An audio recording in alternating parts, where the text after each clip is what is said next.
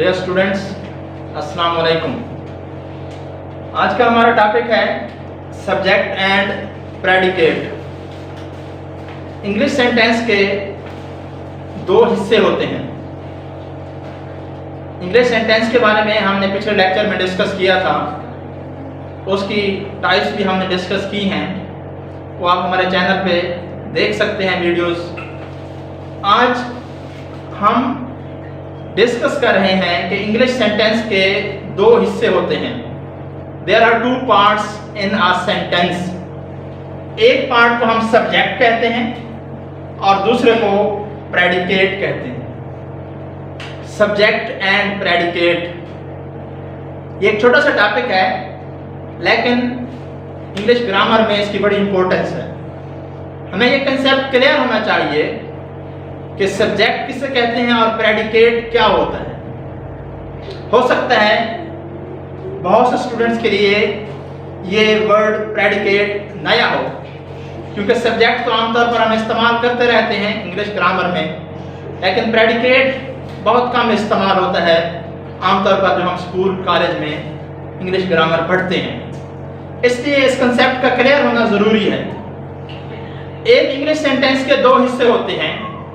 एक हिस्सा सब्जेक्ट होता है, सब्जेक्ट जिसको उर्दू में हम फ़ैल कहते हैं। जो डूअर होता है, जो काम करने वाला होता है, वो फाइल या सब्जेक्ट कहलाता है।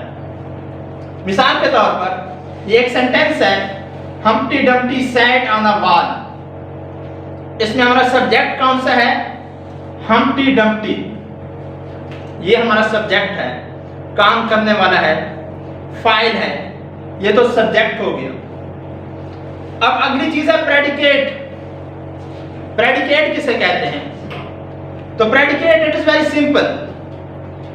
The sentence without subject is called predicate. अगर हम एक सेंटेंस में से सब्जेक्ट को अलहदा कर लें तो बाकी जितना भी हिस्सा बचता है एक सेंटेंस का, हम उसको प्रेडिकेट कहते हैं। तो इसका मतलब है कि इंग्लिश सेंटेंस में दो पार्ट्स हैं, एक सब्जेक्ट और जो बाकी फिक्र है उसको हम प्रेडिकेट कहते हैं। मिसाल के तौर पर they are going to college, यहां पर सब्जेक्ट क्या है? दे सब्जेक्ट हो गया और बाकी जितना भी फिक्र है आर गोइंग टू कॉलेज, वो प्रेडिकेट कहलाता है।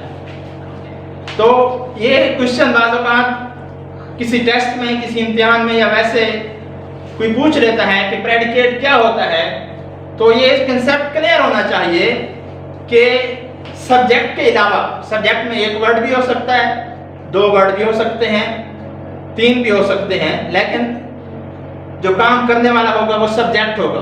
मिसाल के तौर पर the man is working, the man यहां पर सब्जेक्ट होगा। या ये हो सकता है द फैट मैन, तो यहां पे तीन वर्ड होंगे, लेकिन ये पूरा सब्जेक्ट हो जाएगा। द फैट मैन सब्जेक्ट हो गया, इज वर्किंग सब्जेक्ट के बाद बाकी जो फिक्रे का हिस्सा होगा वो प्रेडिकेट कहलाता है। तो ये सब्जेक्ट और प्रेडिकेट इंग्लिश सेंटेंस में दो हिस्से होते हैं। एक को हम सब्जेक्ट कहते हैं और बाकी जितना भी हिस्सा है वो एक वर्ड भी हो सकता है, दो या दो से ज्यादा, या जितने भी अल्फाज बचते हैं सब्जेक्ट के अलावा वो प्रेडिकेट कहलाते हैं। तो अगर आपको हमारी वीडियो पसंद आई हो तो आप हमारी वीडियो को लाइक करें और हमारे चैनल को सब्सक्राइब करें, ताकि हमारी आने वाली नई वीडियोस आपको बआसानी मिल सकें। Thank you so much.